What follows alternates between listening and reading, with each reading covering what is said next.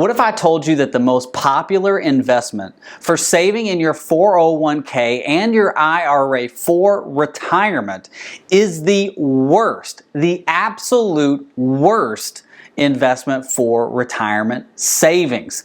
This investment has been around since 1994 and has gained popularity in 401ks, IRAs, Roth IRAs, and in brokerage accounts for saving for retirement. It's called the set it and forget it way to save for retirement, but it is the absolute worst way that you could be saving for retirement.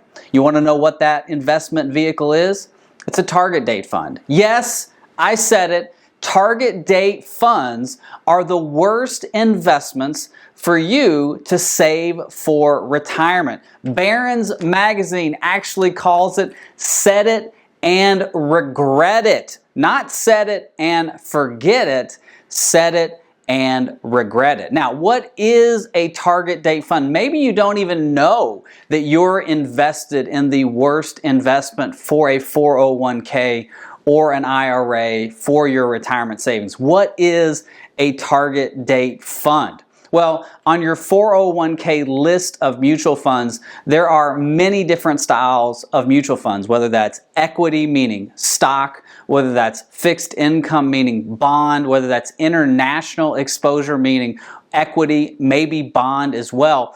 And within that list of mutual funds, there are some mutual funds that have numbers after the 5 alphabet ticker symbol. So it might be ABCDX 2040. That's a target date fund. And basically, target date funds are set up to adjust their risk and their investments based on your retirement year. So if you've got 30 or 40 years until retirement, your target date fund may say 2040 or 2050. If you're going to retire very soon, your target date may have a 5-year, a 2-year, or the same year that you are in right now. So in the year 2022, if you're going to retire in 5 years, your target date fund may say 2027.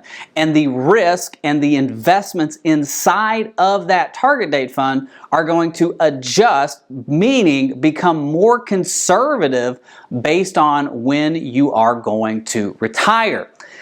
It sounds good, but it's the worst investment that you can put into your 401k. And I'm going to give you an example why right now. All right, let's go through why target date funds are considered by Barron's set it and regret it retirement investing vehicles. These are the worst way that you can save for retirement. I want to go through a typical target date 2040 fund for you to see why it is the worst type of investment vehicle for your retirement. So let's look at this. This is the Fidelity Freedom 2040 fund. So maybe this is in your 401k, maybe you've got a Fidelity IRA or Roth IRA, and you have this fund or you see this fund as an option for you in investing. These characteristics that we're going to go through are not just on Fidelity. This is for all target date funds, but I want to show you exactly what we look for when we're thinking about investing. So the first thing I want to show you is the fee inside of this target date fund. So the fee is what they call the expense ratio. So the gross expense ratio for this fund is 0.75. So 0.75, almost 0.75%. Now, we manage money for individuals on our wealth management platform. And when someone decides to use us for wealth management, we charge a fee for that. And that fee is anywhere between 0.5% and 0.75. In this case, this target date fund is charging just as much as if you were using a financial advisor or an investment advisor for your retirement savings. That is way too much. So we've looked at the fees. Let me show you why. Again, these are the worst type of investments for your retirement savings.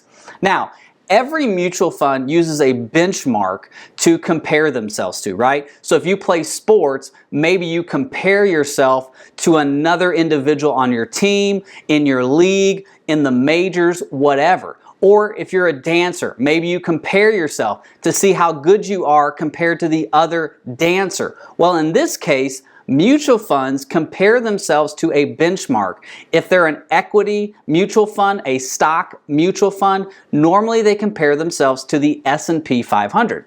So for this target date fund, this is a long-term target date fund. It's a 2040 retirement, meaning we've got about 18 years until retirement. So we are trying to grow our money as much as possible because we have a long time horizon. So the S&P 500, that is the benchmark. That's what we're trying to either beat or have the same growth as. Well, look at this.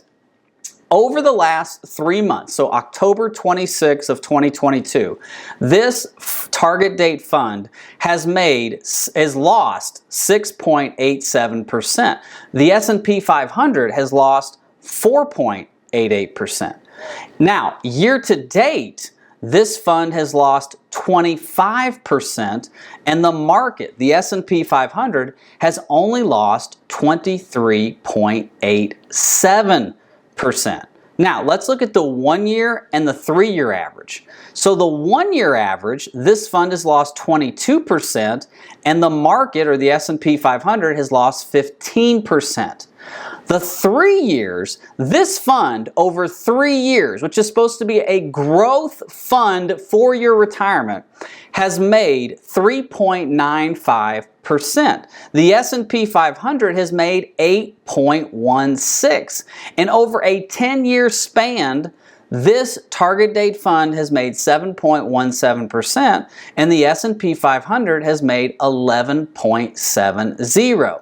So if the goal of this target date fund is maximum growth for your retirement savings, it's not even keeping up with the overall market. And so that's why we're saying, hey, target date funds, maybe they're good if you're in your early 20s and you don't really understand what's going on. But as you become better aware of saving for retirement and investments, let me show you how you can invest for retirement and be smart about it, not using a target date fund. Let me give you an easy example. So let's go to a Fidelity 500 index fund. I want to show you what an S&P 500 fund would look like. So this is the Fidelity 500 index fund. So this is the Fidelity's version of an S&P 500 index, meaning whatever the S&P 500 does, this fund does equally. So if the S&P goes up to, this fund goes up to. If the S&P goes down to, this fund goes down to. And this would be the approach that I would recommend if you are saving for retirement and you have a long time horizon. And let me show you why. So let's talk about the expense ratio first. Remember, on the target date fund, the expense was 0.75, right? On this fund, the expense ratio is 0.015. 0.015. There's a big difference there. 0.75 every year coming out as a fee before you get out of bed on January 1st, or 0.015. You tell me what you would rather have. Now, remember, we talked about the growth. So the target date fund had lost 25% year to date. The Fidelity 500 had lost 23%. Over 10 years, the Fidelity 500 fund had grown at 11.69%. The target date fund, which was designed for maximum growth, 7%. 7% versus 11%. Now you might say, Drew, that's not a big deal. 4% is a big deal. Compound that over 20 years, and that's some big, big numbers. Look at the life of this. The Fidelity 500 fund has averaged 10.10%. The market has averaged 10.23%. So that's why I'm saying if you are young, 20s, 30s, 40s, do not use target date funds. Just use a simple S&P 500 index fund, whether that's Fidelity, Vanguard, Charles Schwab, iShares. They're all offered. Now let me show you a better way to invest for retirement. Let me show you exactly how I do it without using target date funds, okay?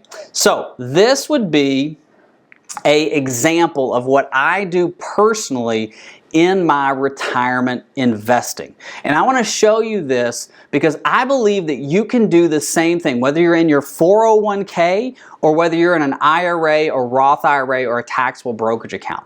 So within this portfolio, it's October 26, 2022, I've got the Vanguard S&P 500 ETF, VOO. That is my preferred S&P 500 ETF index fund. Now, Fidelity's got a great one, Charles Schwab, iShares. I just prefer Vanguard.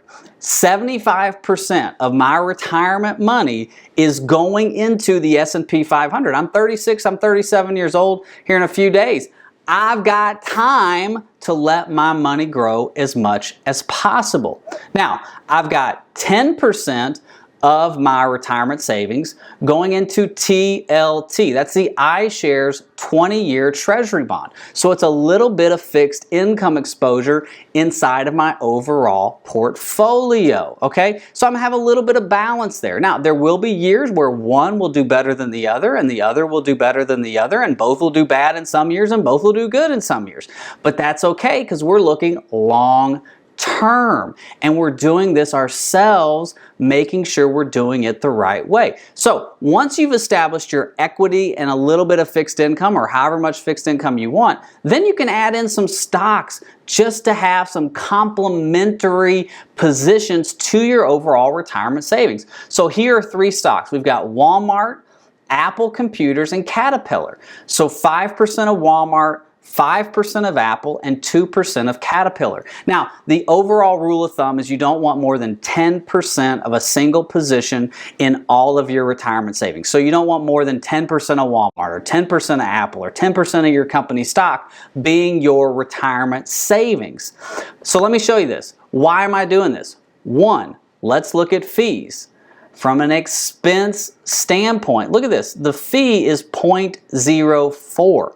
So out of every $100,000 invested, the fee is only $38. Remember, 0.75 on the target date fund or 0.04 on building a retirement portfolio that's more efficient for you, more optimal growth for you, for your retirement. The other thing we look at is performance. Over the last 3 years, this portfolio has averaged 9.36%. Compare that to the S&P 500. The S&P's done 10.26, so we're right behind it by 1%, a little less than 1% actually. Over 5 years, we're a lot closer, 10.28 versus 10.52, and on a 10-year scale, 12.73 versus 11.73, and we're losing about 1% because we've got some fixed income in there and we've got some stock in there.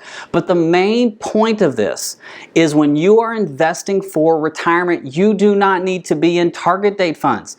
Pick out a simple S&P 500 equity index fund. Then pick out a simple fixed income index fund. That could be a 20-year bond like we have here. That could be a short-term fixed income bond, and then balance that out based on your risk tolerance. A better way to think about this is use the rule of 100. If you are 50, you take 100, subtract that from 50, so that's 50. 50% of your money goes equity, 50% goes fixed income. Keep in mind that these markets change, so you want to be aware of what's going on in the market. So talk to your CPA, your tax accountant, your financial advisor. Call me before you make any major adjustments to your portfolio. But this is a better way to invest instead of using target date funds. So I hope this video's helped. Have a great day. God bless. Bye-bye.